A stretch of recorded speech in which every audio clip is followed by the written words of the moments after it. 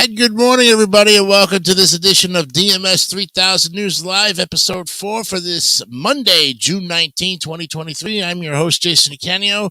It is a great honor and privilege to be with you here once again for more good stuff going on as we, I see.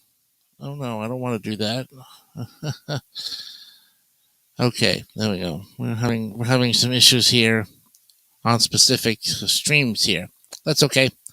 But anyway, I hope you had a fantastic Father's Day weekend. Happy Father's Day to all those fathers and surrogate fathers, and of course to God our Father. Without Him, there would be no life as we see it today. It's a heavy debated issue topic, but it's one to think about. What did you do this Father's Day? That's the big thing we all want to know. And for that, well, they always say it's your choice. Just like you Mother's Day out people out there where all you mothers deciding to go out there and have your lunches and brunches and all that stuff. What does Dad do on Father's Day? We'll look at that a little bit later. But this week on our show, today especially, we're going to be looking at a big topic of Pat Sajak's retirement. Now, that's going to be a big headline there. We'll also look at the actual holiday today itself, Juneteenth, which is today, June 19th. And then at 9 o'clock, Luke Thatcher and David St. Dennis will come on and take an hour over on the show. I'll go ahead and step out for a little bit, take a break, and they'll come in and talk to you about some of the things that's on their mind as well. So that's all that's happening today. But first, we're going to, of course, look at our headlines today. We have a lot to look at. So why not get to the headlines for today? Is for Monday, June 19th, 2023. Monday marks the Juneteenth holiday, date commemorating the fall of slavery in the United States.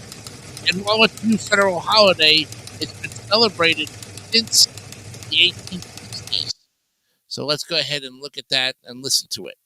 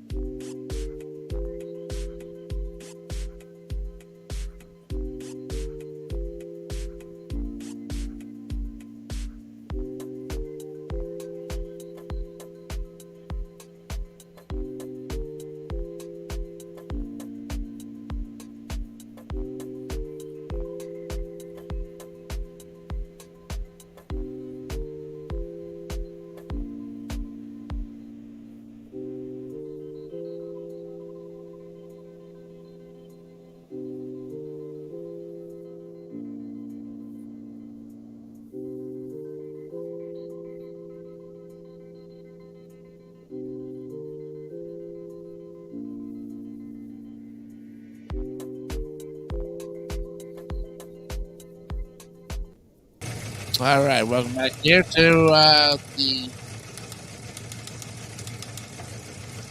headlines. Defense arguments begin in youth climate trial in Montana. The only youth climate change lawsuit to make it all the way to trial is underway in Montana today.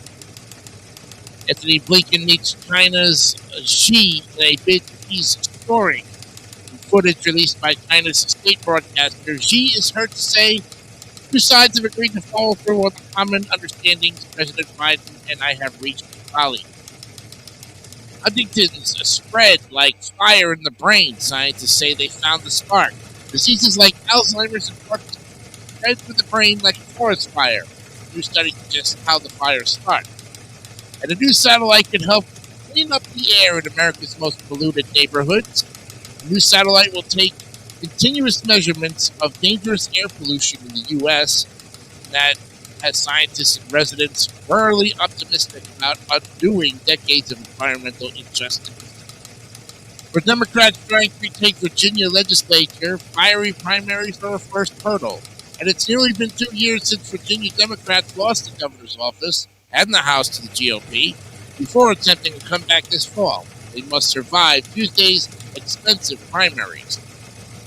Deadly West Bank firefight leaves at least 3 Palestinians dead, dozens more injured, as the violence marked a rare use of Israeli air power in the territory. During the clashes, Palestinian militants detonated a roadside bomb next to an Israeli military vehicle. And Swiss voters support climate bill as scientists warn about melting glaciers. The referendum to introduce new climate measures was sparked by a campaign by scientists and environmentalists to save Switzerland's iconic glaciers, which are melting away at an alarming rate. The FAA is investigating the latest close call after the Minneapolis runaway incident. An American Airlines plane was ordered to cancel its landing after a Delta plane that had been cleared for takeoff was still on the runway.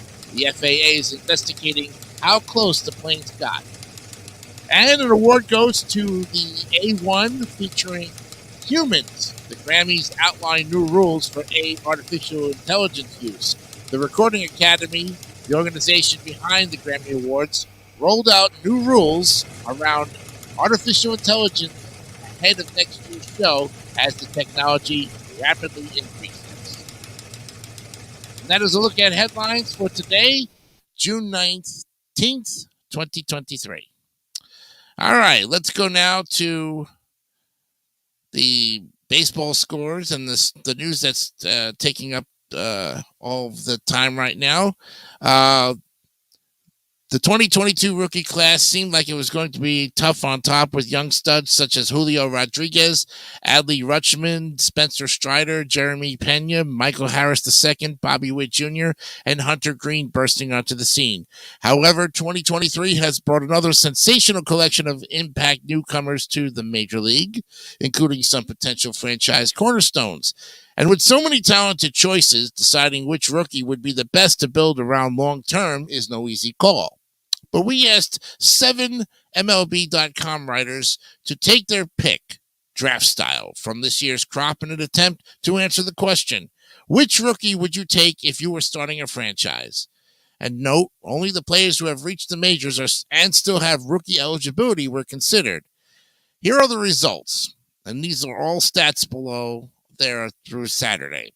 Corbin Carroll, he's an outfielder for the Diamondbacks. That was their number 1 pick. Gunnar Henderson, third base and shortstop for the Orioles. Ellie De La Cruz, shortstop for the Reds. Jordan Walker, outfielder for the Cardinals. Brett Beatty, third baseman for the Mets. Yuri Perez, starting pitcher for the Marlins. Bobby Miller, he's also a starting pitcher for the Dodgers. And that is a look at the top 7 prospects, maybe, that would actually, 7 of the top rookies that would be very good prospects for their respectable teams come either this year or next year. Looking at the power rankings right now, let's take a look at that and see what we have here. The Reds made the playoffs in 2020, which even with the expanded format is not nothing.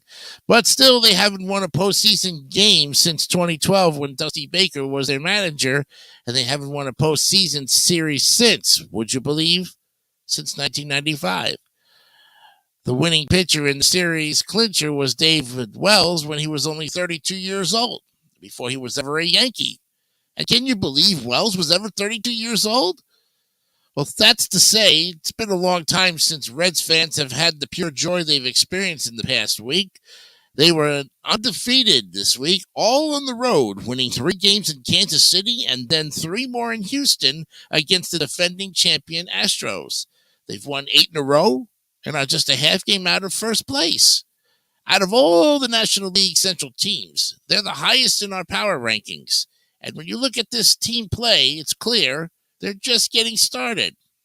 Here are this week's rankings, of course. The biggest jump was the Reds, obviously leaping up 7 spots to number 15 from 22 with a 6-0 week.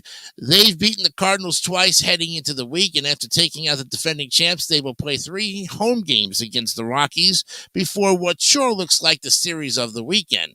3 in Cincinnati against the Braves, the team with the best record in the National League. If the Reds have another terrific week, maybe the Fangraphs playoff odds will notice. The biggest drop was the Pirates.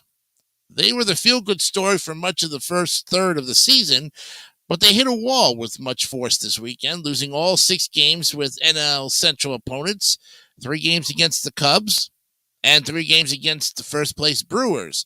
The Bucks are now down to third place and 2 games under 500, but don't fret too much, Pirates fans. They're only 2.5 games out of first. Well, here are the power rankings for the top 5. The Rays, well, they continue to stay in first place. And last week they were first, but they started off the week with 2 losses in Oakland, but recovered to win 3 in a row before dropping the final 2 games of their series in San Diego. They still got a comfortable 5-game lead in the AL East, but keep an eye out on the Orioles, who are lurking and have 2 games at the Trop to start the week. The Rays could put some real distance between themselves and the rest of the division with a sweep. And the Braves, well, Atlanta's schedule was about as easy as it gets this week. 3 in Detroit and 3 at home against the Rockies. But the Braves did what they were supposed to do. They won 5 of 6 and expanded their lead in the NL East.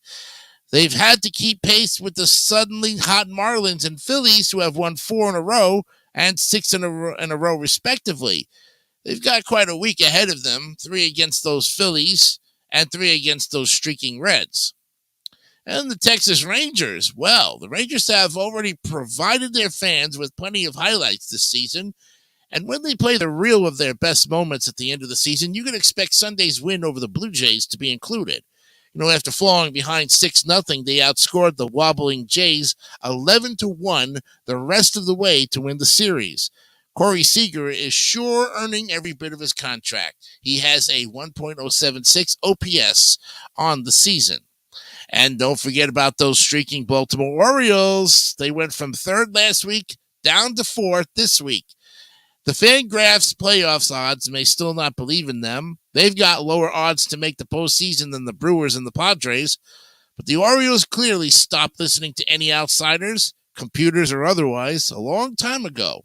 And if they're going to make a move on the Rays, though, their 2-game set this week is quite a chance to start. And how about the D-backs? Well, at 43-28, last week they were in the number 5. This week they stay at 5. And say what you will about Ichiro Suzuki and Fred Lynn, the only 2 players to win an MVP their rookie year. But there aren't any reports of them getting MVP chance from the home crowd 2 months into that rookie season. That's what happened this week with Corbin Carroll, who has the Diamondbacks holding steady atop the NL West. They've got a funky week coming up, 3 games in Milwaukee, then a makeup game on Thursday in Washington, and then 3 all the way out in San Francisco. The rest of the field of the 30 looks like this. You've got the Dodgers 6, 7 is the Astros, Yankees are the 8th spot, Marlins 9th, 10th is the Blue Jays. 10th is the Angels, 11 Blue Jays, 12 Giants, 13th Phillies, 14th Twins, 15th Reds. The Brewers are at 16th. The Padres, 17th. The Red Sox are 18th. Mariners are on 19th. Pirates, 20th. Mets, 21st. Guardians, 22nd. Cubs, 23rd. White Sox, 24th. Cardinals, 25th. Tigers, 26th. Rockies, 27th. Nationals, 28th. And who would have thought the A's, they were in 30th, but they moved up to the 29th spot. And to round it out, the Royals are the cellar dwellers. And Ohtani adds to MLB home run lead, and Trout also goes deep on the next pitch.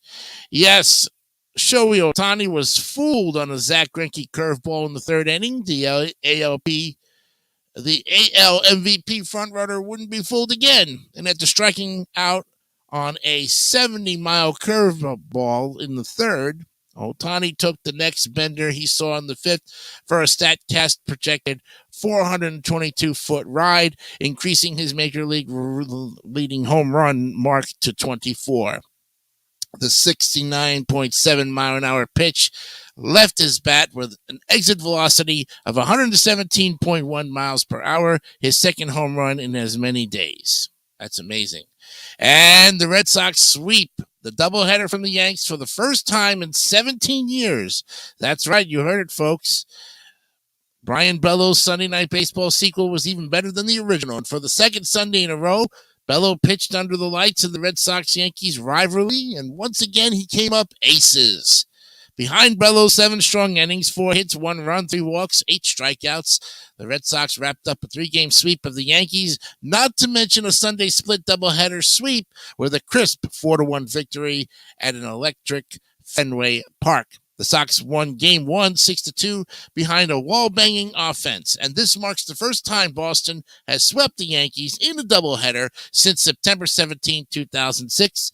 The last time it happened at Fenway Park was July 31st, 1976. Wow. We're talking a lot to look at there. All right, well, let's take a look at the sports scores, get you on the way here because we've got a lot to move on to. So let's see. We've got the scores. Take a look at that right now. It was the Orioles over the Cubs, 6-3. The Orioles just keep on winning, folks. Braves do it again over the Rockies, 14-6. It was the Marlins 4, Nationals 2, and the Red Sox 6-2 over the Yankees. That was the makeup game on June 17th. Then they won 4-1 yesterday to take the 3-game series. It was the Cardinals 8, Mets 7. Mets just can't win a game and buy one for it. Reds over the Astros 9-7. It was the Angels 5, the Royals 2. Tigers 6-4 over the Twins. The Brewers continue their winning way against the Pirates 5-2. It was the Rangers over the Blue Jays 11-7. And the Phillies beat the Athletics 3-2. And the Guardians just crushed the D-backs 12-3. It was the Giants over the Dodgers 7-3, and the Padres take the game from the Rays 5-4. Doesn't stop the Rays; they still have a comfy lead in the AL East. And the Mariners over the White Sox 5-1. There you have your sports scores and all the good stuff that basically covers a lot of good things going on. Let's look at some of the comments we have today. Good morning, Luke. And good morning, Game Show Fan 2001. We've got some good guys in here. Yes, I'm awake finally. It's 8:21 right now at the WJDC studios in beautiful Oviedo, Florida. You're watching DMS 3000 News Live, episode number 4. A happy Juneteenth to you as well. Let's look at the horoscopes for today. Get you on your inspiration today. Luck and effort go hand in hand today. There's an exceptionally rare angle happening overhead as exuberant Jupiter in Taurus makes a lovely and supportive sextile to masterful Saturn in Pisces at 11:53 this morning. So Jupiter is opening up cosmic opportunities for us. And while Saturn strengthens us to put our best foot forward and generally earn our keep, this could create a wonderful source of motivation in our lives as matters that have been paused for too long finally receive a green light or other positive encouragement. Not bad. So that's the horoscope for today. We're just going to look at the general daily insight for you. No need to cover every one of them. If you want to look at your individual horoscope, you may do so at tarot.com. Next up on the program, we're going to look at something that I think is pretty interesting. We're looking at Pat Sajak's retirement coming up in a little bit. We'll talk about Juneteenth. But before that, when we start the next half hour, we'll look at the news of the weird. All that great stuff coming up. We'll be right back right after this.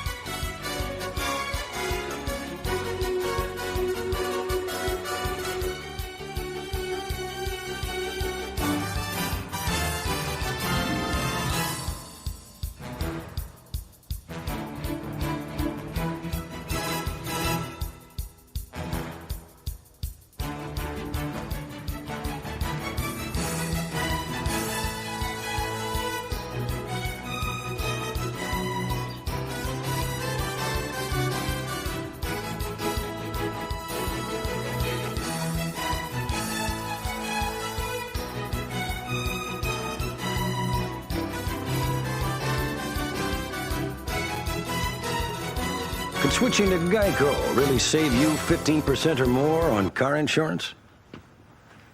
Is Ed Too Tall Jones too tall?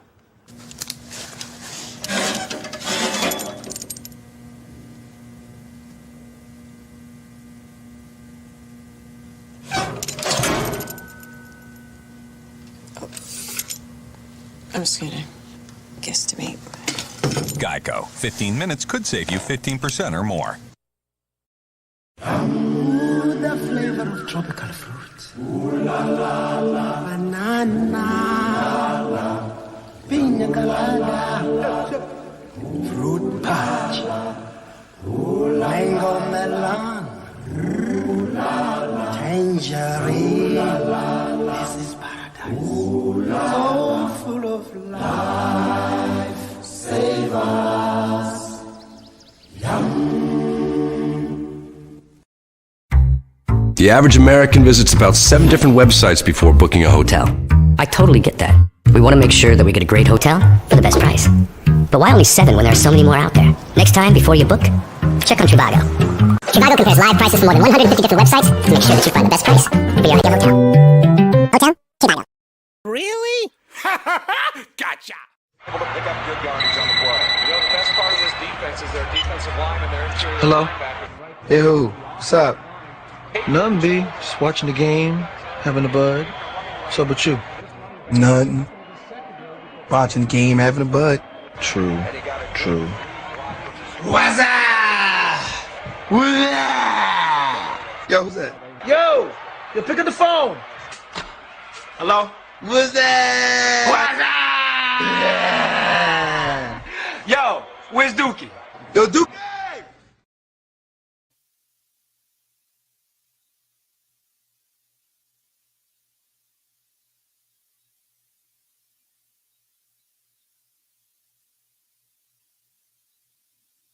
The following is a public service announcement from David3000. Yankees suck. This has been a public service announcement from David3000.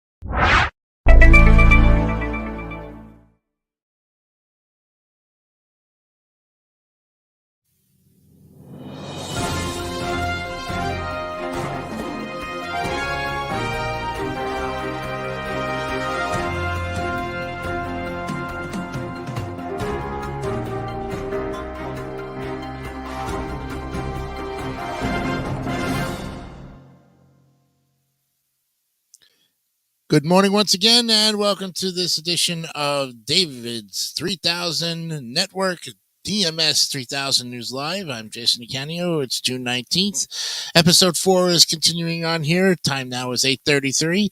In our second half hour, we're going to look at some interesting stories from the News of the Weird. We're also going to look at Pat Sajak's retirement, touch briefly on Juneteenth, and then coming up in the 9 o'clock hour, Luke Thatcher and David St. Dennis will grace you with their presence and talk about some fantastic things going on in their wonderful lives. So that's coming up in about a half an hour. But right now we've got the News of the Weird from this June 16, 2023. These are by the editors at Andrew McMeel's syndication at uexpress.com. Protesters at the Massachusetts State House bared more than their souls as they demonstrated against climate change on June 15th, according to an NBC 10 Boston report. Shots began to rain down from the public gallery just after 1 p.m. from 8 members of Extinction Rebellion, which is an international environmental movement, followed by a warning: "We are going to be mooning you. You can look away if you wish." And at that point, the octet turned their backs on the senators and dropped trow, revealing pink thongs and bare buttocks embosomed with the words "Stop passing gas." The protesters continued with chants of "You're a senator, not an ass. Why are you still passing gas?" and "Butts out for climate" for about an hour before they were arrested and escorted out of the chamber. A first edition of George Orwell's 1984 has been returned to the library 65 years late. UPI reported that the Multnomah County Public Library in Portland recently received the return from an 86-year-old patron. The patron attached a note to the book explaining that they meant to return it in 1958 after checking it out as a Portland State University student. They just never got around to it. But talk about excellent timing. The library just went fine free. Sheriff's detectives in Kanawha County, North Carolina, made an odd discovery while executing a search warrant on an impounded vehicle in February.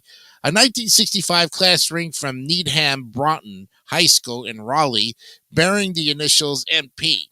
Their investigation determined the owner was one Michael Peninow, who told the Charleston Gazette-Mail that he only vaguely recalls losing the bling some 50 years ago, perhaps on a trip to Princeton, West Virginia.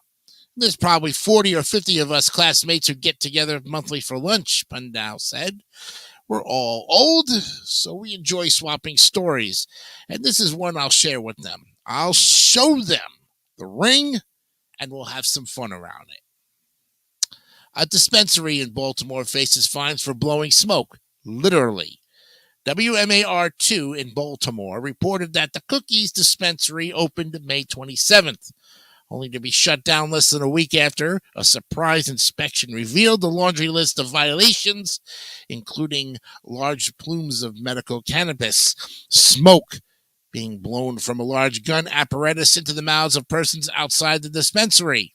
According to the suspension notice, Cookies is a part of a franchise, and Cookies San Francisco was the first to utilize a flamethrower smoke blower that was created by Jeff Dick of Colorado. The blower has since become part of the Cookies brand. Relatives were mourning 76-year-old Bella Montoya at her wake in Ecuador on June 9th when they heard strange sounds coming from the coffin. "There were about 20 of us there," the woman's son, Gilberto Barbara said, and after about 5 hours of the wake, the coffin started to make sounds. The supposedly deceased had been declared dead.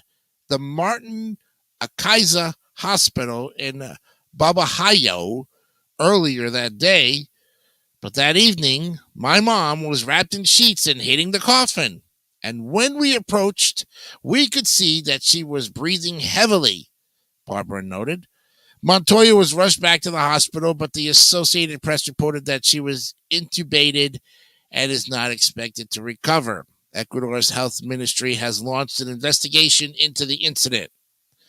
Workers for American Plate Glass in Sunapee, New Hampshire, learned an important lesson about locking up their valuables on June 14th, but it wasn't at the hands of the typical thief, and the valuables weren't the usual tools or construction materials. Curtis Filder was working on site when he noticed movement in his peripheral vision. He turned, and it was a bear nonchalantly just having lunch in the front seat of the truck. The bear enjoyed all the snacks it could find, left the truck, and disappeared into the woods. Fiddler FaceTimed his mother-in-law, Melinda Scott, who watched the encounter live and later told WHDH 7 News that there is not a single scratch on the box truck. He did no damage. He just had lunch and took a nap.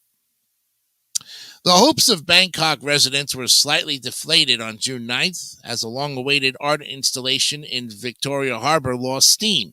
Dutch artist Floringen Hoffman's giant rubber ducky installation, which tours cities around the world and captured the affections of Bangkok residents when it visited there back in 2013, returned to the city earlier this month, this time with 2 giant rubber duckies, which the artist said would bring double luck.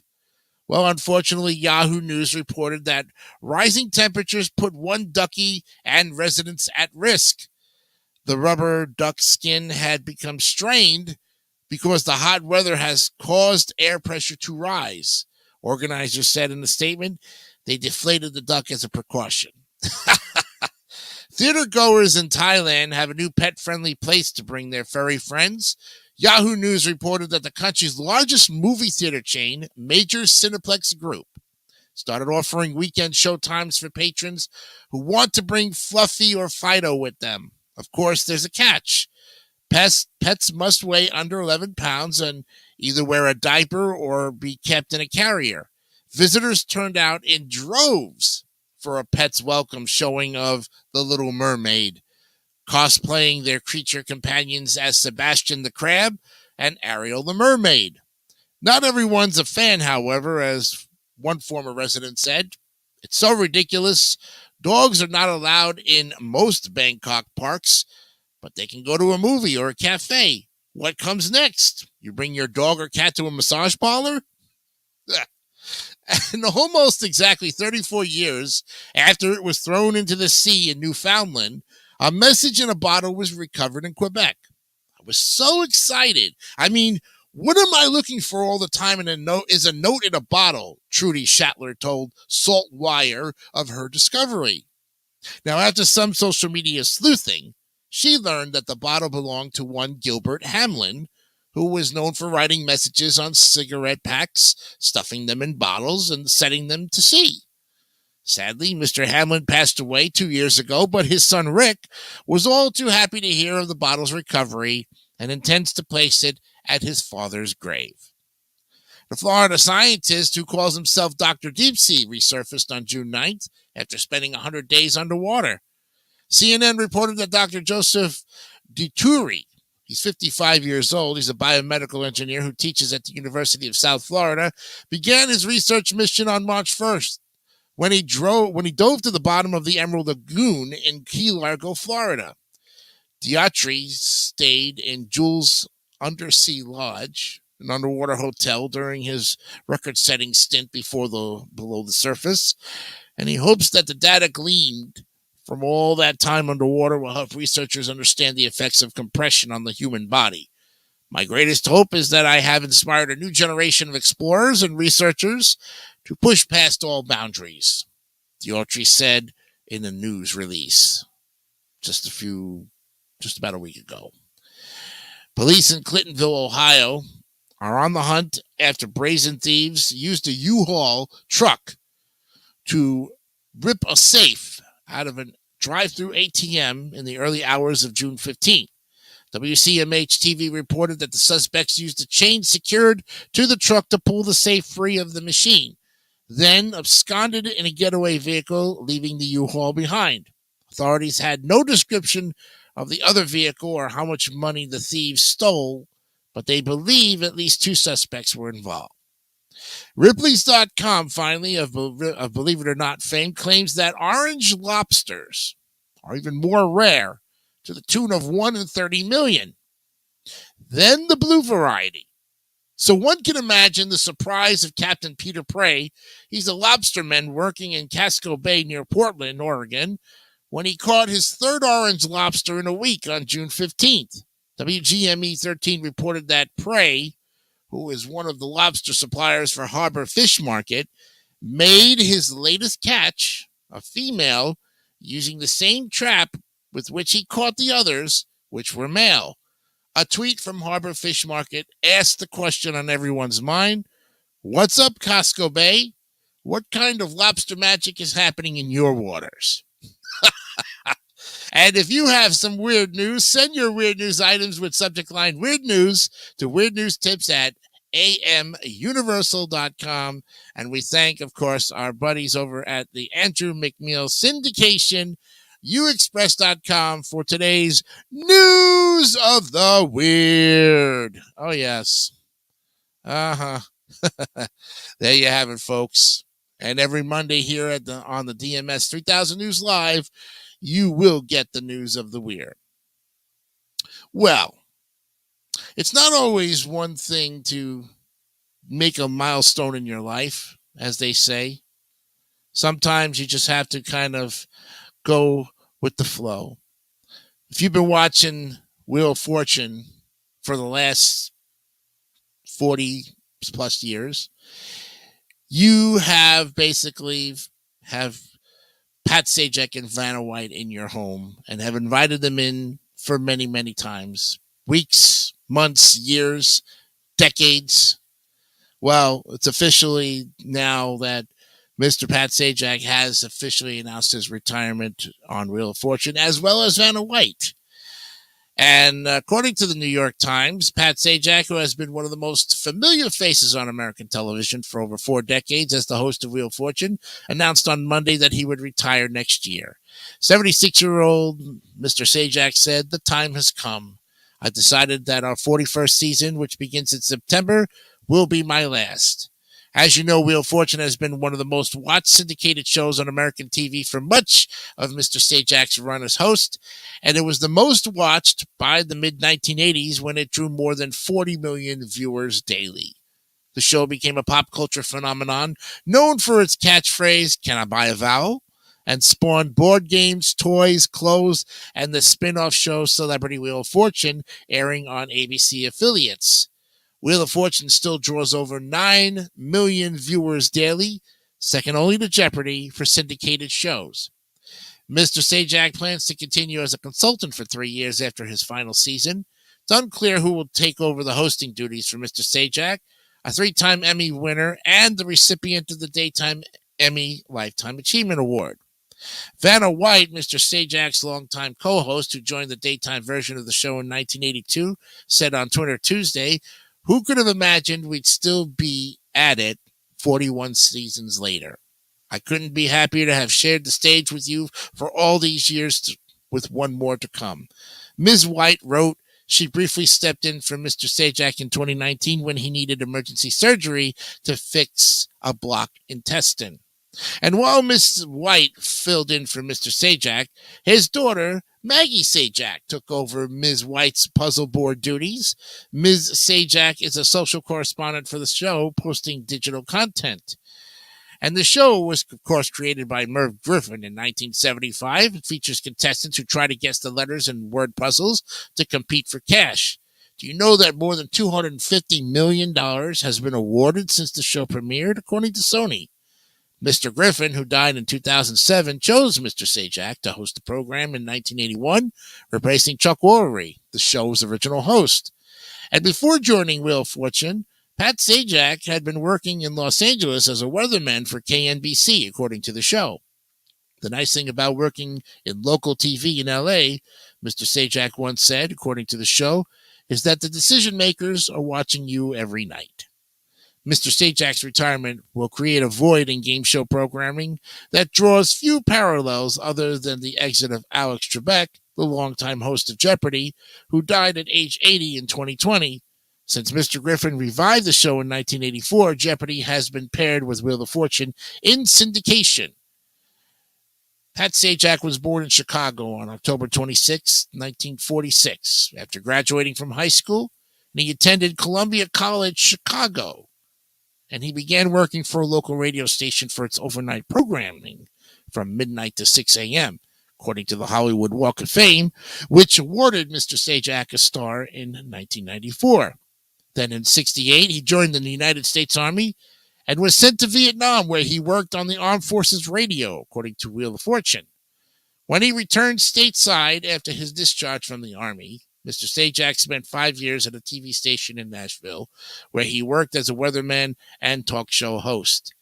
He then moved to Los Angeles, where he eventually worked for KNBC as a weatherman and on a Sunday talk show. It was a weird show, Sajak said in a 1988 interview of his time at KNBC. You'd be out on a trout farm interviewing people who had nothing to do with fish, or they'd send us to a Polish kielbasa festival to conduct a debate between opposing factions on gun control. It was good training in retrospect. You learned how to tap dance. Then in 1989, as you know, Mr. Sajak tried a brief foray in late-night TV. The Pat Sajak Show took on Johnny Carson and David Letterman, but was canceled in 1990. Mr. Sajak has drawn some criticism over the years from fans of the show who have said he is unfair at times to contestants. He also drew backlash last year when a picture circulated online of him with Representative Marjorie Taylor Greene, Republican of Georgia, who is known for her far-right stances. He has also had a number of cameos on several TV shows and movies such as Muppets Haunted Mansion and Airplane 2, the sequel. During his tenure as host, more than 10,000 people have auditioned for Wheel of Fortune, according to Sony Pictures Television, the studio that owns it. Suzanne Pratt, the studio's executive vice president of game shows, said in a statement on Monday night that the studio was incredibly grateful and proud to have Pat as our host for all these years. Jesus Jimenez is a general assignment reporter for the New York Times. We thank you for the article. So here's a question for you, folks. Who do you think should replace Pat Sajak as the permanent host of Wheel of Fortune after next year? And who do you think should take the place of Vanna White, for that matter? Comment below if you feel the need to. This is an ongoing discussion that will probably have a lot of our game show people in the community heavily debated with it. I can tell you that for all the time's sakes. My personal experiences with Wheel of Fortune is I stopped watching Wheel of Fortune probably right around the 2010s when it got so confusing as to which way they were going with the game show, the format of the game show. Yet they were giving away more money. I still to this day like the shopping, and I think they should bring that back. It's my personal opinion. Maybe a lot of people would agree with me on that. But in the meantime, we really need to say that, yeah, that's true. I think they should do Vanna White as host and Maggie should do the letters. There you go, Luke.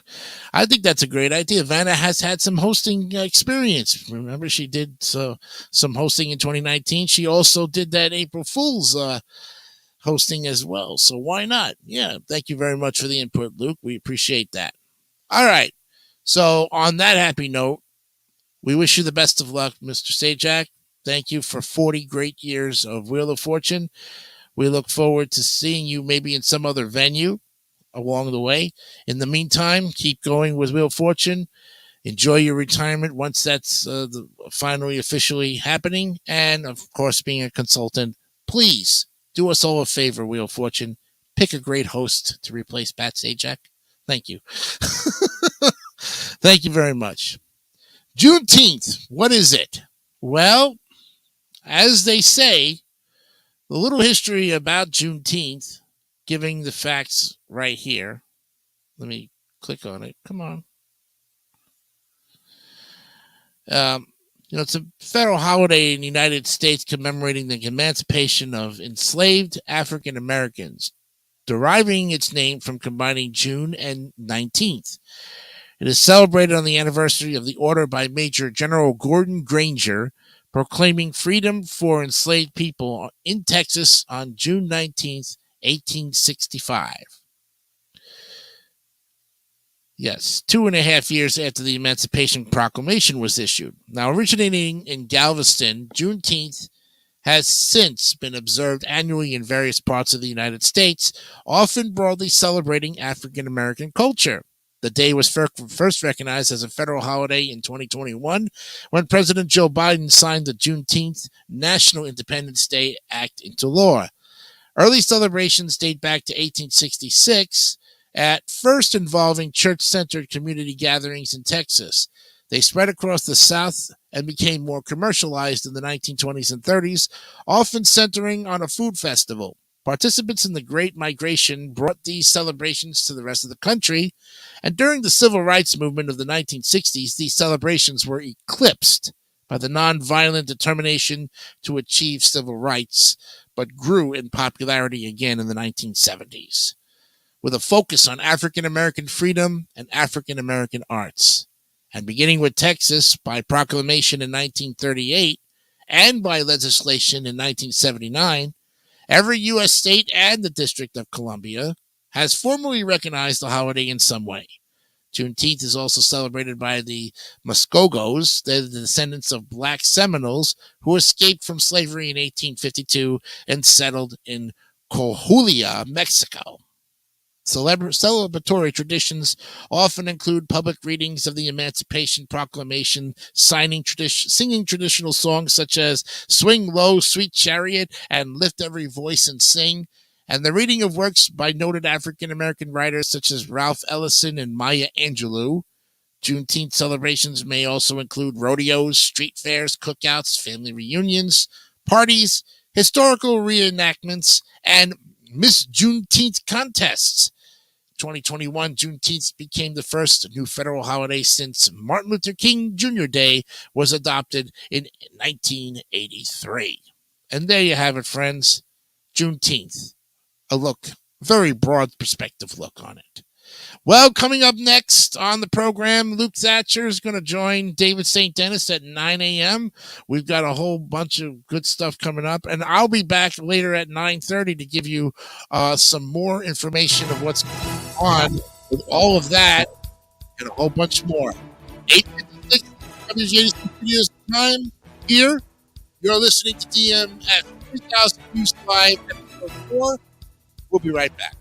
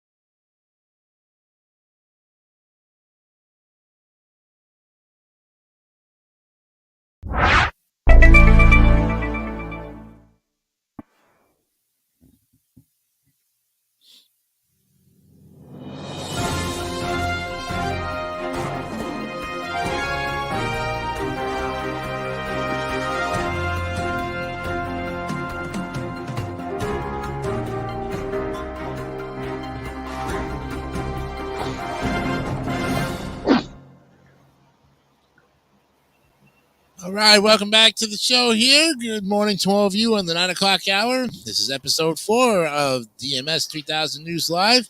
I'm Jason DeCanio, and of course, I've got the CEO and founder of David3000 Network, Mr. David St. Dennis. Good morning, sir. How are you?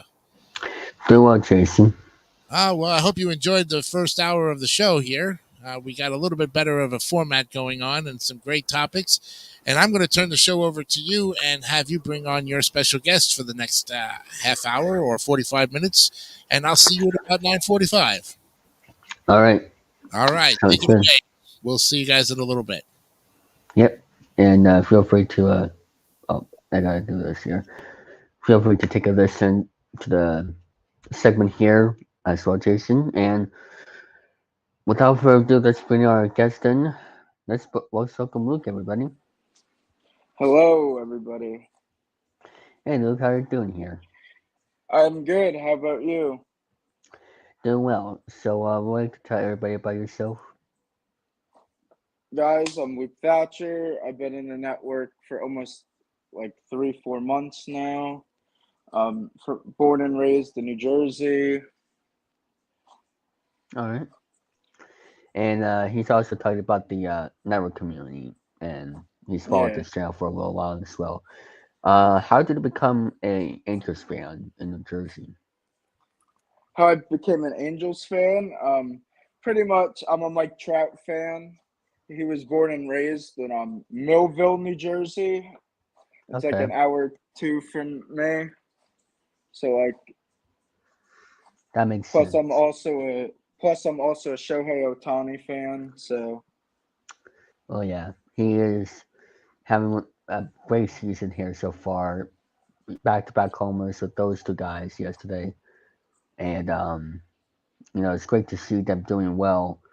And hopefully they'll go to the postseason this year. I mean, that's what everybody's talking about, and hopefully, sometime down the road, like, what was that? Hopefully re-signs with the Angels, because I've heard rumors that he might leave the Angels. Yeah, because what Ohtani wants to do is win. And he wants more. Plus, no offense to the Angels, but we're not really a playoff. We're usually not a winning team, but we are been playing good this year. So hopefully we get a playoff spot. Yeah, hopefully that'll be the case, and we'll see what happens with Ohtani. I mean, he's going to be becoming a free agent unless something happens during the season, but that's what everybody's talking about, him becoming a free agent. I mean, people say he's going to Dodgers, or I've heard Padres, Dodgers, Mets. Yeah. So we'll see. We'll see what happens coming up in the off season. People say the Red Sox. I mean, I can't see. I mean, much as I would love him on the Red Sox, I don't see that happening.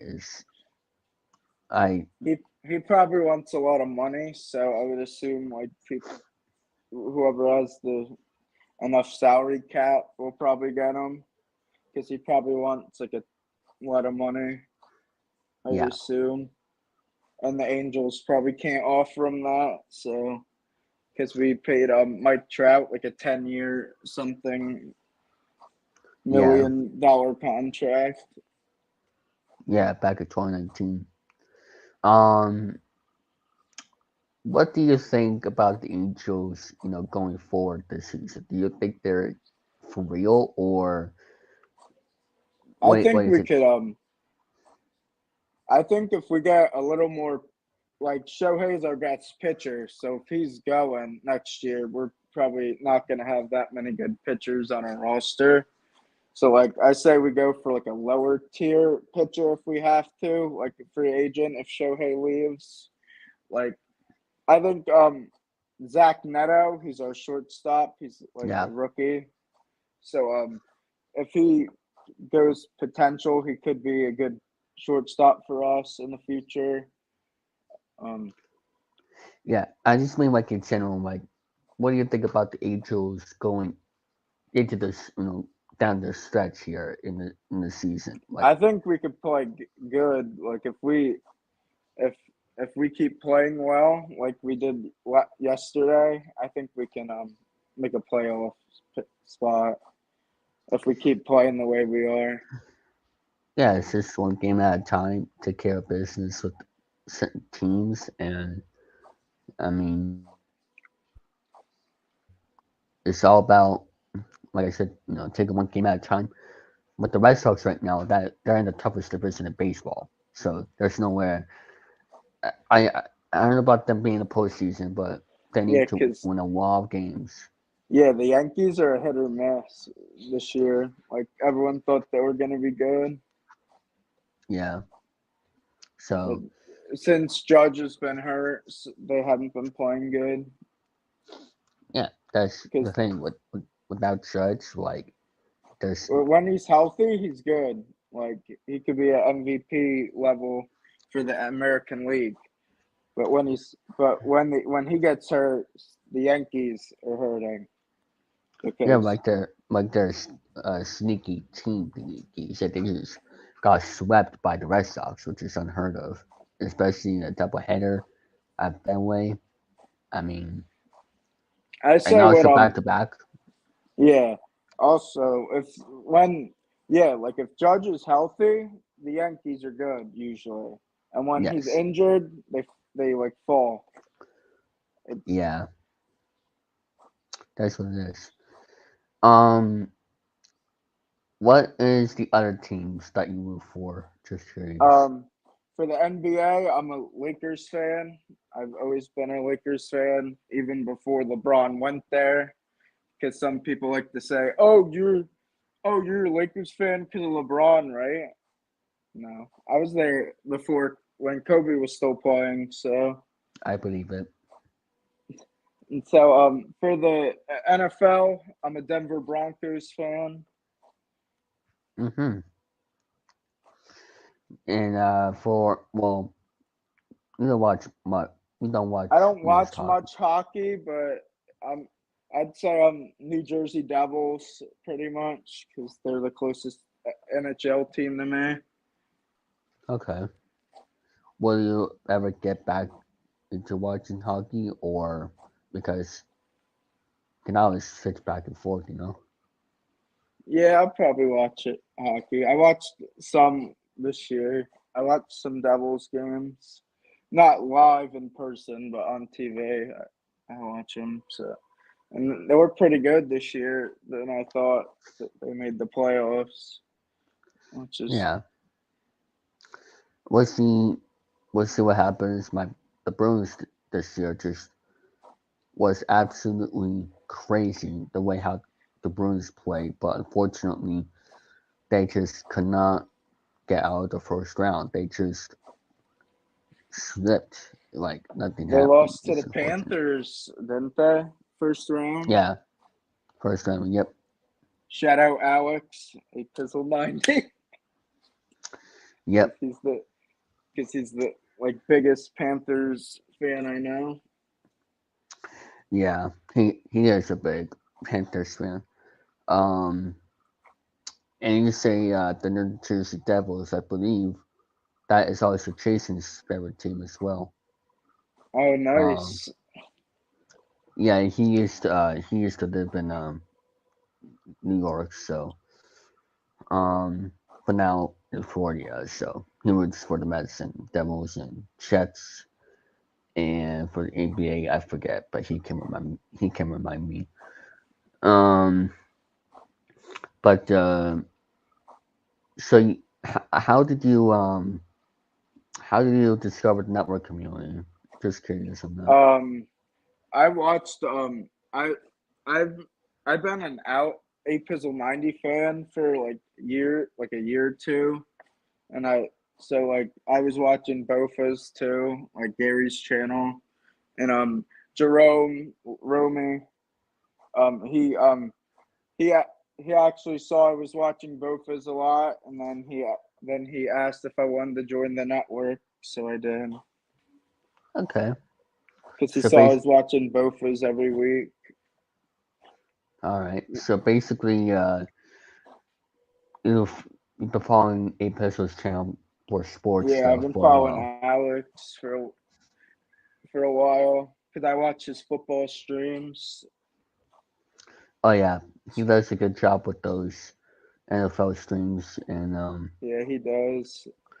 he mostly does the Miami Dolphins, which Yeah. that is also very tough to person now because It's Aaron Rodgers is yeah, on the Jets. Josh yes, Allen for the Bills. Mac Jones for Patriots. Mac Jones is man, but Yeah, he's overall, man.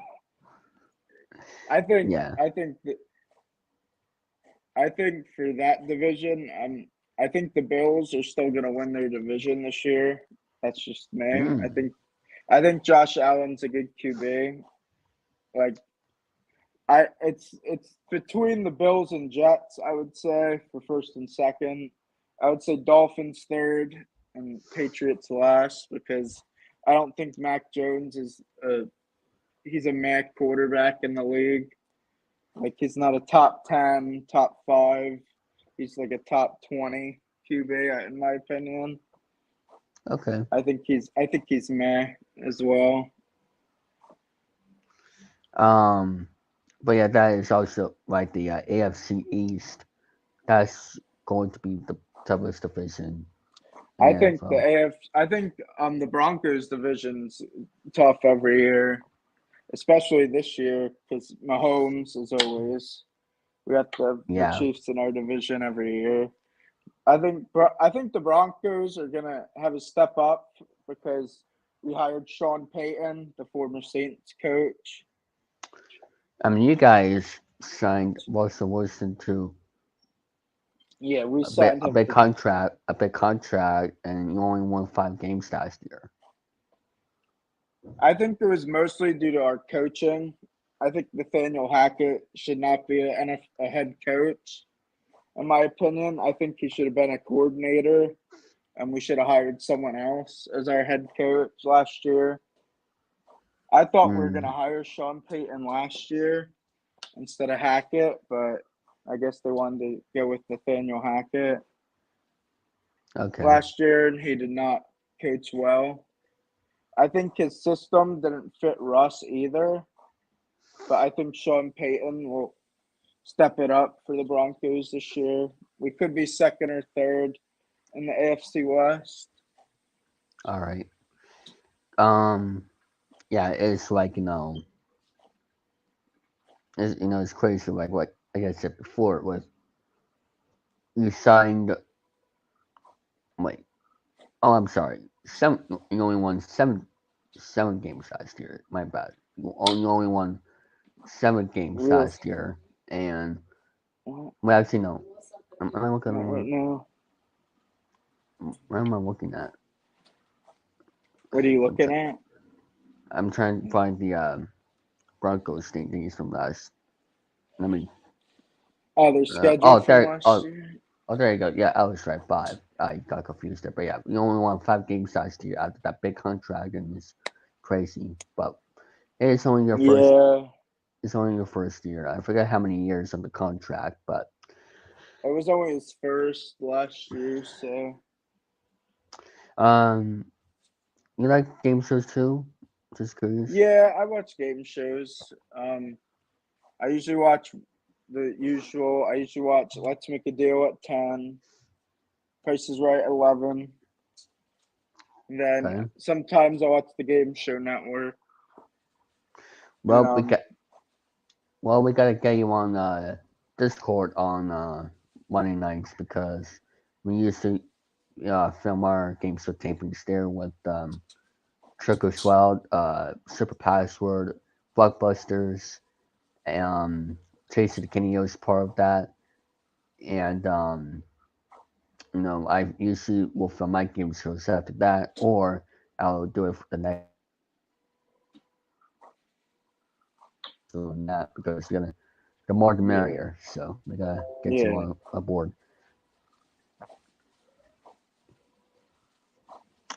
Oh, all right, there we go. So you have YouTube channel, but it's not active. Do you plan to do any other videos or sometime in the future? Yeah, I was gonna like I said to you in private, I might do predictions for the NFL season. I was gonna predict all the divisions.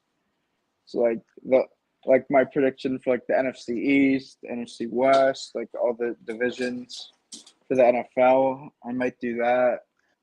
Might rank QBs. Like I might do rank videos like for the NFL season. Yeah, definitely. You could definitely do that. For the NFL season, to start making sports content. You can also do the same thing for, the MLB playoffs or if the Angels make it, I might do some videos. Yeah. On the playoffs.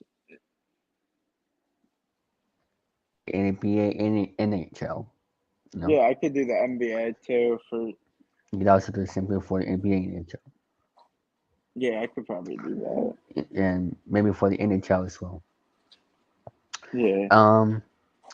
We're gonna take our commercial break here right now, and we'll be right back after these words. Don't go anywhere, folks. Pizza Hut stuffed crust is the crust that made crust good. Topped and stuffed with over a half-pound of cheese. What are you so afraid of? Loving it? Original stuffed crust, just $12.99. Only from Pizza Hut. No one outpizzas the Hut.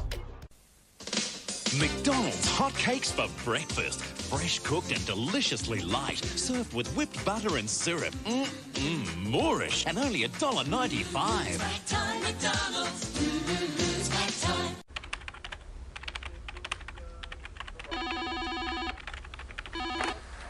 Hello? Get Jason warming up. Excuse me? Come on, guys, quit playing games. Get Bobby up right now. I think you might have the wrong number. What? Who's this? Who's this? Brother, you called me. You got the wrong number, okay? I don't know what you guys doing. Freak.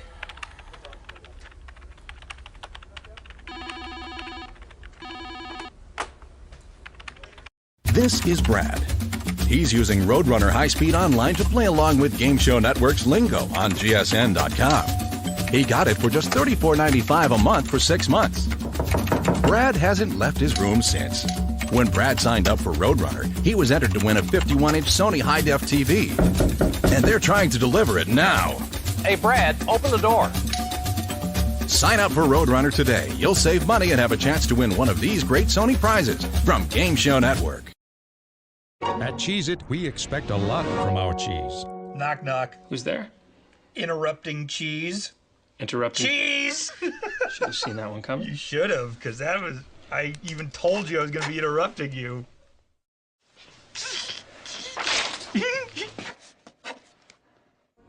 Morning, sir. Beautiful day, isn't it? We take the time for our cheese to mature before we bake it into every delicious cracker. Because at Cheez-It, real cheese matters.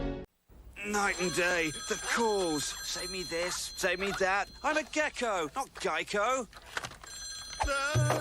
So stop calling me. Geico. A 15-minute call could save you 15% or more on car insurance. So you want to change your name? People confusing you with Geico, calling you at all hours? What name would you like?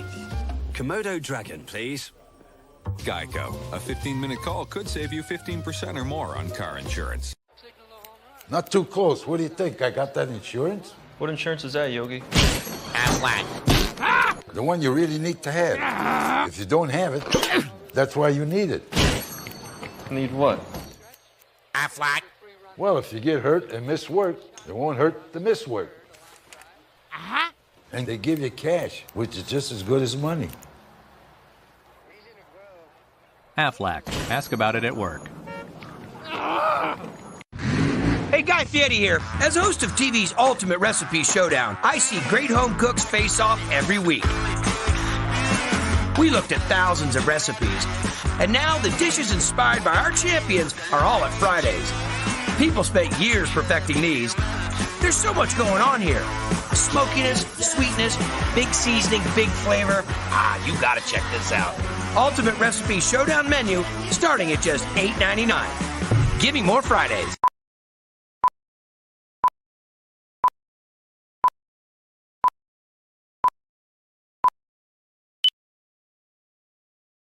From Hasbro Gaming. Where will your choices take you in the game of life? What job will you choose? To start filling my law firm with clients and stop filling your faces with donuts. Now get out! I'm definitely going to be a lawyer. But watch out for life surprises. Whoa, I'm having twins. Congratulations! It's twins! Anything can happen in the game of life. From Hasbro Gaming. Here's 2 more. Good luck with that.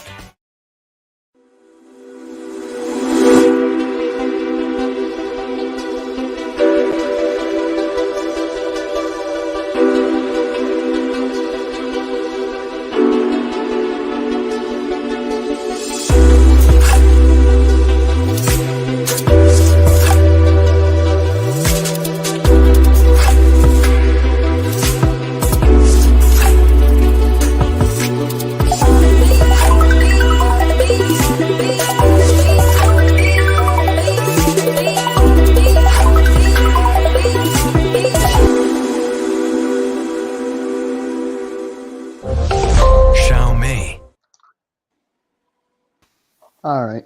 Oh, there she is. How you doing, everybody? I'm back.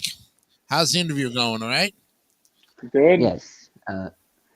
Before I let Jason ask a question for you, what do you do for a living? Because you have to day off today, so I'm wondering what you do for work.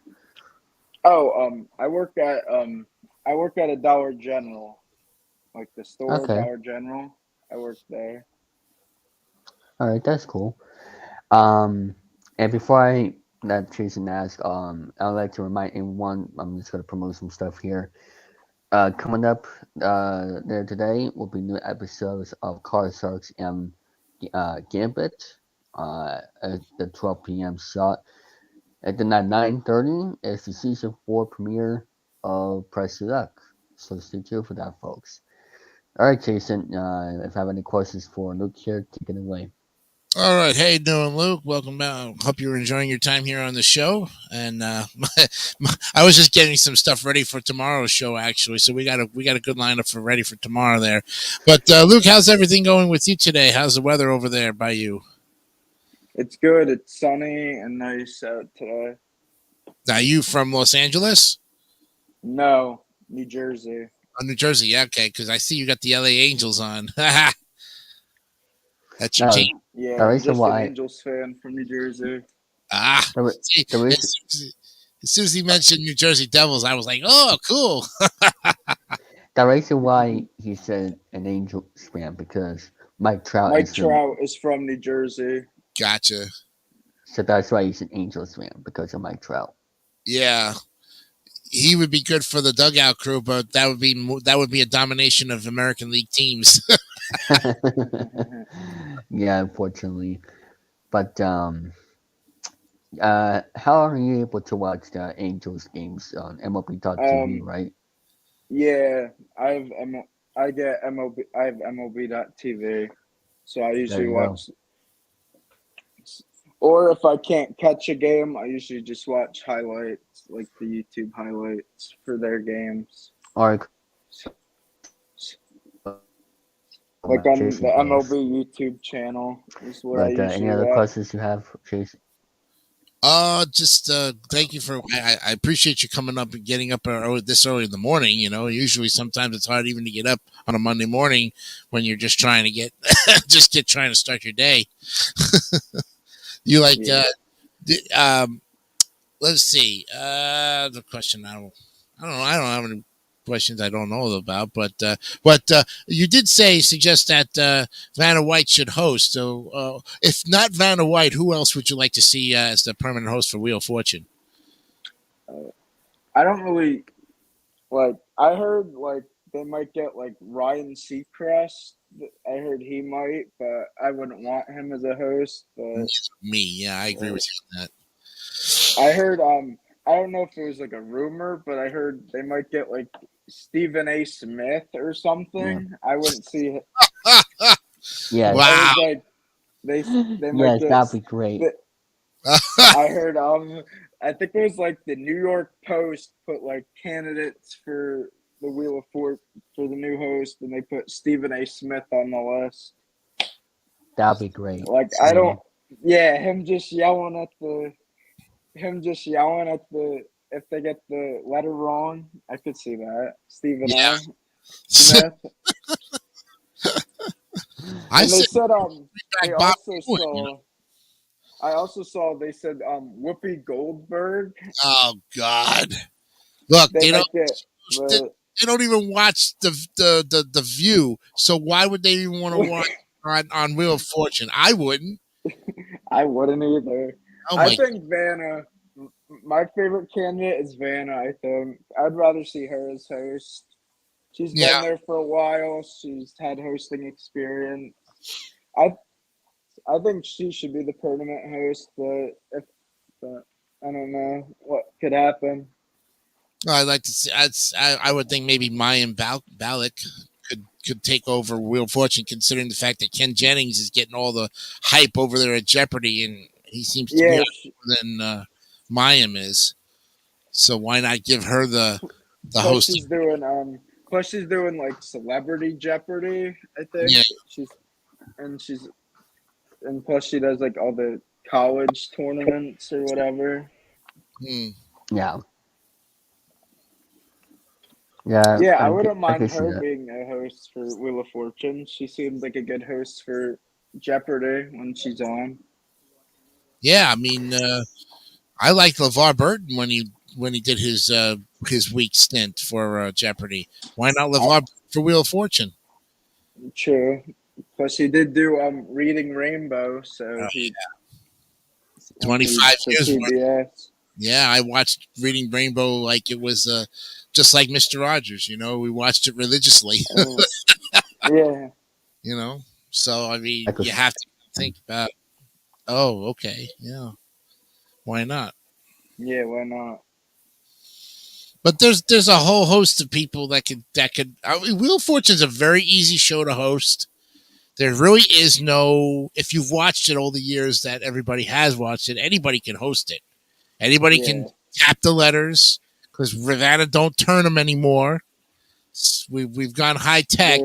They're digital, so she just has to tap on the screen. She just taps it. She can tap any part of the screen. And now it's like touch screen letters. Yep. So Maggie's going to have pretty much an easy job, just like Vanna had all these years. But I think they should get somebody maybe like I don't know, JD Roberto, Ross Schaefer. Why not Ross Schaefer? He's still out there doing marketing schemes. Yeah, he probably could. The one-time Match Game 90 guy. Yeah. Oh, there we go. David's back. Yeah, I just had to refresh my page. I mean, this is up for debate on it, and I know the game show community is going to pretty much have its say, and we all know out there, the guys are going to pretty much give their opinions as to who it is. You're going to even hear it on, Bofas on the Sofas. Probably those guys are even going to be talking about it. Yeah, who's going to host anything else? Yeah. Yeah. I'm gonna get off here, but Jason, I do want to ask him if he could bring anything to the table. Well, he was about the network, David3000 Network. Oh yes. Speaking of which, Luke, we're and for everybody out there who's watching right now, who tunes in live every day of the week, I'll be back on tomorrow, and Brandon Martin takes over for Wednesday, Thursday, and Friday, episodes 6, 7, and 8. So this should be a pretty interesting, week for the DMS 3000 News Live. But we wanted to ask you also too. We're looking for people for research teams. We're looking for somebody to be part of a research team for the David3000 Network. It's a part-time position. You may be asked to do research on and or recruitment too, for that matter. We're looking for for somebody who can, promote the channel and give us some feedback at the same time on things. So if you are interested, we'd love to have you. If you're also available for recordings for specific game shows as a contestant or celebrity, get with us. This is the opportunity of the time to pretty much, show off your talents. I don't know how busy of a schedule you have, but Yeah, it's usually like 4 to 5 days a week, but at the store. So. How long have you been working at DG? Like 4 months now. Like 3 or 4 months now. Yeah, my favorite thing about DG is the sparkling sparkling waters. I love those 95-cent bottles of strawberry of black cherry water and strawberry water. And I think of DG, that's what I always think about. Yeah. that strawberry water. It's so good because no calories, no high fructose corn syrup. It's healthy. I mean, Yeah, it's healthy and it's good. And so 95 cents to $1. They've kept the price so low all these years. It's like, I think for mine store in New Jersey, it's up to $1. Oh wow! For the water. Yeah, I think down here now. Still 95 cents. I remember when it used to be 75 cents about 4 or 5 years ago. Wow. Everybody shopped DG because it's just cheap. It's just great. We're usually we're cheap stores, so that's the thing about it is that groceries and the products are getting, inflation is killing everybody. I always tell people, folks, when you're grocery shopping, do the smart thing, buy generic. You can buy the store brand and you're helping the store get the profits they need.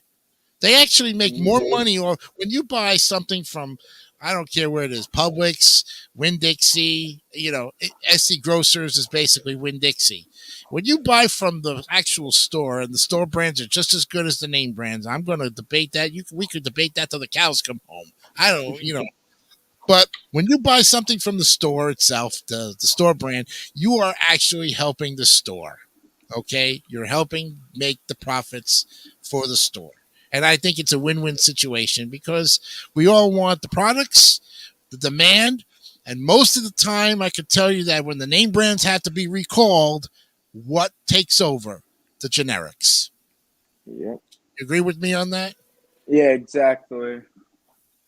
I mean, I know there's going to be huge debates. Well, when it comes to medicine, though, that it's better for a name brand. No, not necessarily. I worked in a Walgreens pharmacy not in the pharmacy department, but as a cashier for 15 years back in the days. And I can tell you that I promoted those generics so much. Literally, I've told people, I said, when you want to save money, this is the way to do it. You can cut all the coupons out in the world, folks, but you're saving even more. Almost 20% of your bill is literally going to be in generics and discounts and stuff like that. So, retail wise, smart shoppers out there know how to shop. They know how to couponing. I don't know if you ever watched Extreme Couponing. That was a great. I've seen it. I've seen it too, and I'm telling you, for what they spent for the amount of money, they're like $1,000, and then all of a sudden they got like $1,500 in coupons. They're actually paying, the store is paying them back in money. Yeah. Yep. So. And what other game shows do you like to watch, or what did you like? Like I said earlier, I watch Let's Make a Deal at 10. Then The Price is Right at 11, and then during the afternoon, I usually watch the Game Show Network, and then at 7, I watch Jeopardy. 7:30, Wheel of Fortune. Do you ever watch stuff on Pluto TV? Yeah, I have Bluetooth TV on my Xbox, so I watch that once in a while. Yeah, I mean I would rather watch the Jeopardy channel. Yeah, the Wheel of Fortune channel. The Price is Right channel. Yeah, But I think on the Jeopardy and the Wheel of Fortune, it's more repeats from like last year or 2 years ago. It's still recent. It's not like anything back from the 80s that the only way you could see that kind of footage is on YouTube for people who actually recorded stuff from there. Yeah. That's the hard part about it, because it's mostly like 2000s or 2010s Jeopardy episodes on their Pluto TV channel. Mm-hmm. Very much so. And what do you think of CBS Television City finally having the to be sold and then torn down, and it's just a memory of a beautiful studio like that. And now, unfortunately, Price is Right, it's going to have to go to Glendale. Yeah, I heard that. It's a sad day in television history, folks, as CBS Television City is no longer there anymore. Yeah. Suffice it to say, unfortunately. Yeah. But, what are you going to do? I mean, the progress is moving forward. Everything is being streamed. Analog radio is the way to fight it is just to keep supporting it. But even analog TV and radio is going to be extinct before we know it, and you'll have just streaming, shows at any given time. I mean, even the cable and satellite networks are going to be wondering, how do we keep customers? Well, Yeah. It's something that the future of our situation with our digital media is going to be, because shows like even this, you won't be able to ever see a show like this on national TV. There's no way. There is no way, because the public is going to be like, well, you got to be some famous person. But you know what? Regular, ordinary people like ourselves are going to be hosting, being the celebrities, doing all of the things that basically people want or take part in, because now everybody's got the confidence to say, hey, I can do that guy's job. I can be a celebrity and take his or her job. Bada boom, bada boom. And I don't have to star in a movie in order to be there. I could just be on the internet. And as long as I'm on the internet, boom, I'm exposed. Yeah. That's it, So, I mean, what's your partake of it? Yeah, I said pretty much the same as you. I pretty much have the same opinion. Mm-hmm. Like, regular people could be like game show hosts or something. Sure. Or like a news anchor. Like, instead of because people are like, oh, you got to go to college for that. I'm like, for like public speaking, really? I think public speaking is one thing. Is if you're shy, it's the fastest way to get out of your shell, basically. I think public speaking should be taught in high school, not wait till you get to college for that stuff. Yeah. Get it in high school. Get it even at a younger age. And teachers should be encouraging their children, their students to, and if they're shy, I mean, don't force it on them until they're ready to branch out of their shell. I was a shy kid growing up in the days. I hated public speaking, and now I can't shut up to save my life. I can't tell you how much it's like, well, you got the voice for radio, you got the voice for internet. I said, yeah, but after a while, even the voice can't hold out sometimes. Sometimes you have to take a pause and something of that sort. And then again, I never thought I was, I'm going to be celebrating 14 years this September as a podcaster. And I never thought in my entire time that I would ever be hosting or, running YouTube channels, or we never would have thought of that as part of our history of our lives. We look back and now we're moving forward. Nobody would have thought that YouTube gives the opportunities what they do out there for people, for the content creators. I think it's fantastic. And if there's any content creators out there that want to continue to promote their channels this summer, we're looking for people to come on the DMS3000 News Live and talk about your channels. We'll give you a half hour. We'll give you an hour, whatever you want to do. This is the perfect opportunity to promote your channels, get your subscribers, and get people that have not seen you, including myself. I'm going to be on various shows this summer running through. So as busy of a schedule as I have during the summertime, I'm still going to go out there and promote. Do you have a YouTube channel yourself? Yeah, I do, but I haven't posted any videos yet. What do you mainly talk about? I was probably going to be a sports channel.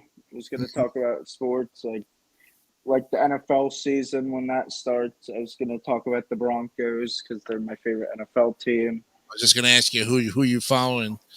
Yeah, Denver is a team that can go either way for the team, depending. They have a great year one year, the next year they totally flop.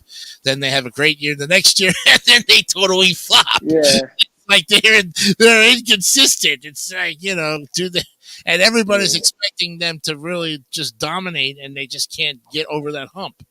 Yeah. I mean, it's the same thing with the Jets. I'm a Jets fan, always have been, and now we've got Aaron Rodgers. And I keep saying to everybody out there, which Aaron Rodgers is going to show up this year? The guy who's been playing for like 20 years with the Green Bay Packers, or some totally different guy who don't give a crap the fact that he's on the Jets for his last season and just wants to get out there and be on a team for the sake of it? I don't know. So we got to find. It's going to be interesting to see how the Jets play with Aaron Rodgers this year, and does Aaron Rodgers give them the 100% that they expect of him? Because they did sign a contract, big contract, and now the same with Russell Wilson for us for Denver, because we signed him to a big contract last year. Yeah, these guys get big contracts, and unfortunately, they get hurt or they don't play up to their potential. It's like that all the time. They get all this money, and then it's like, okay, I'm going to just sit on my butt for 16, 17 weeks and do absolutely nothing. That's what like this last season with Russell Wilson. I was like, oh, we got Russell Wilson on the Broncos. Oh, he's a Super Bowl MVP. We hope he'll be good. And then we win like 5 games last season. And have a dismal year because of the fact that it just went all downhill. Right. It was definitely because of our coaching, in my opinion. I think our head coach last year, Nathaniel Hackett, who's the offensive coordinator for the Jets now. Yeah. Because he he was the coordinator for the Packers so Rodgers will know his system. But I just felt like he shouldn't have been a head coach, in my opinion. I think we should have hired him as a coordinator because he didn't have head coaching experience until we hired him. And then we lost it was a Christmas Day. It was Broncos against the Rams. It was like 34-0 or some like random score line. And they had Baker Mayfield as their quarter. The Rams did that game, and we lost like 30 to it was like 34-0 at halftime. Wow. So when I saw that game, I was like, we need to fire him, and that's what the Broncos did. They hired him, and then we hired Sean Payton, the former Saints coach, with Drew Brees. So maybe Russ could have a better playing season this year under Sean Payton instead of Nathaniel Hackett. Well, it's only a matter of time to see what's going to happen. I mean, once we get into August and the preseason, we'll see what these guys are really made of. I always say nowadays I don't get my hopes up on any one individual player because, as far as I'm concerned, they really are stinky until they actually show us what they're really made of. Because unless you're watching their training camps and getting video footage from and reports, what the reporters say about these guys is only coming from what they see. We don't really know the whole story about this individual player, and I wish that they would video record some of this training camp footage to see what the guys are really made of. Yeah.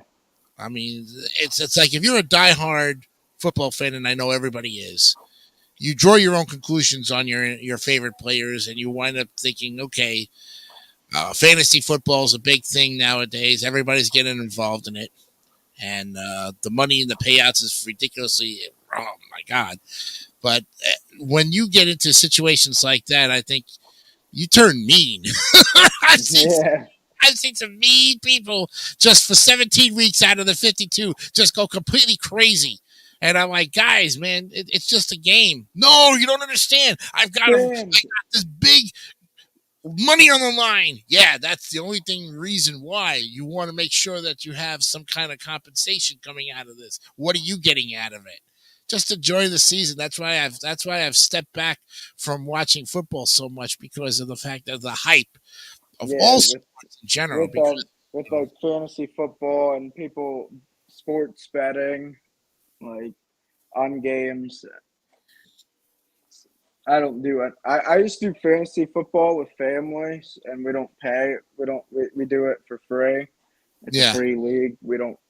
I think it was like $5 just, and then whoever wins gets the poll. It was like 7 members, so they won like $35. Mm-hmm. So we used to do that every year. Wow. Well, I tell you, we'll see what happens with these guys. And good luck to the Denver Broncos. Hopefully they have a fantastic season. Good luck to all the teams that you follow. I know I'm going to be following hockey this year, as the David3000 Network is going to have NHL, like the Dugout Crew does on Thursdays. We're going to have a panel of people talking strictly hockey, and I'll be one of those guys. So if you want to, we're also a Devils fan too. So, 2 guys on the Devils versus everybody else, man. It's like, I hope the Devils have a chance. But right now with the Vegas Golden Knights winning the cup, boy, oh boy, the talk is the town. The hype is all up on them right now. And congratulations to those guys. And, but I want to thank you very much for coming on, Luke. We got about 15 minutes left. We're going to wrap up this show. We're going to take a quick break, and when we come back, we will give you what's coming up on the next edition of DMS 3000 Live. So stay tuned, and we will get you back here in just a minute. All right, we'll be right back.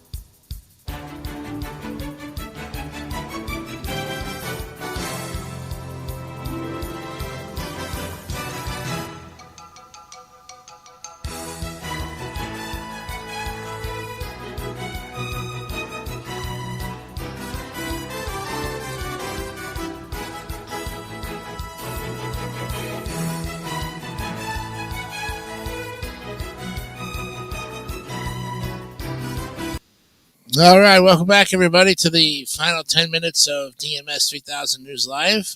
Episode 4 is wrapping up pretty soon. Hope you had a wonderful time with us here on this 2-hour edition. Coming up next at 10 o'clock is Snowman in the Morning with Cole Johnson. Well, those two guys are going to be talking about some interesting things. I hope they're going to have some fun as well. I hope to be on their show pretty soon, talking about the Mets and everything. Speaking of my Mets, I'll give a quick report about them. In a nutshell, they stink. They're 10 games out of first place and just not really clicking right now. So to kind of say maybe there's a bright spot, I don't know. I mean, there is always the second half of baseball for what it's worth. But, yeah, I don't know what's going to go on with that. So, anyways. And then 12 p.m. today, Card Sharks, episode number 9 comes on today. And then 12:30, episode 9 of Gambit. So, should be a good next 2.5 hours of great programming here on the David3000 Network. And if you haven't subscribed to our channel yet, because we've reached over 1K, let's definitely get you subscribed and to join the family here. You know, it'll be pretty interesting to see what's going to happen. Oh, he says, Card Sharks episode 8. I'm sorry. Thank you, David. The boss is always watching somewhere along the line here. Yes, thank you for correcting me on that. Appreciate that. Tomorrow on the program, we're going to be looking at some interesting stuff here. In fact, we're going to be looking at the 48th anniversary of Jaws the movie. Yes, 48 years. This movie never gets old, folks. Even when it hits 50 in 2 more years, it will be a spectacular milestone for the Steven Spielberg and the Universal Studios Pictures company. So that should be really fun. And a happy 73rd birthday to Lionel Richie. We'll highlight his 73rd birthday tomorrow. We'll talk about the man who made music with the Commodores, but when he went solo, man, I'll tell you, just like Tina Turner, they walk away from things and do things and they go on their own and they become even hotter than ever before. Happy 73rd birthday to Lionel Richie tomorrow. And then also, since it's summertime, folks, we'll look at the best beaches in every state, give you what they say. And then I'll give you my opinions as well. So that's all tomorrow on DMS3000 News Live, episode number 5, June 20th tomorrow. We'll also look at, of course, the headlines, what the national day is tomorrow. Don't forget, on Wednesday, Brandon Martin comes in and starts his first show of DMS3000 News Live. I hope to get Brandon on the show tomorrow to talk to him and kind of get him relaxed and everything. We'll see if we can do that tomorrow as well. Yeah, we're doing the holidays. Oh, yeah. We didn't do any holidays today, folks. That's something that just happens. But we'll definitely give you the holidays. We may not cover them every day. If Brandon Martin wants to do that as well during the rest of the week, fair enough. My favorite day would be, of course, Wednesday, which would be National Smoothie Day. That should be fun as well, too. So all of that and more. And, of course, hey, thanks to both of us on the sofas for subscribing, guys. Thank you very much. I want to thank our special guest, Luke Thatcher, and, of course, all of you from the David3000 Network. I am Jason DeCanio. We be gone here. Remember, be honest, be real, keep it simple, stupid, kiss. Have a great day. Bye-bye.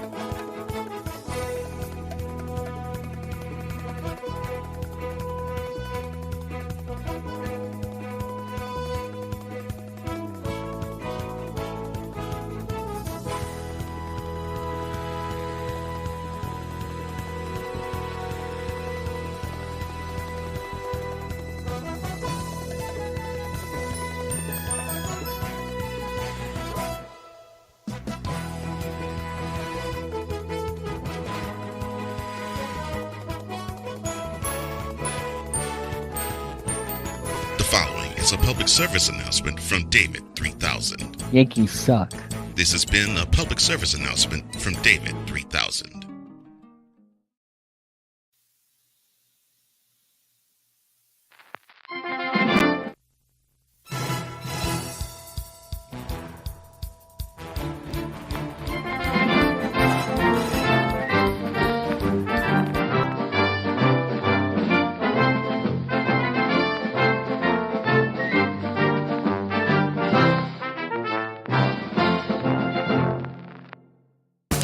Don't forget to subscribe to the David3000 Network for great more content like this one.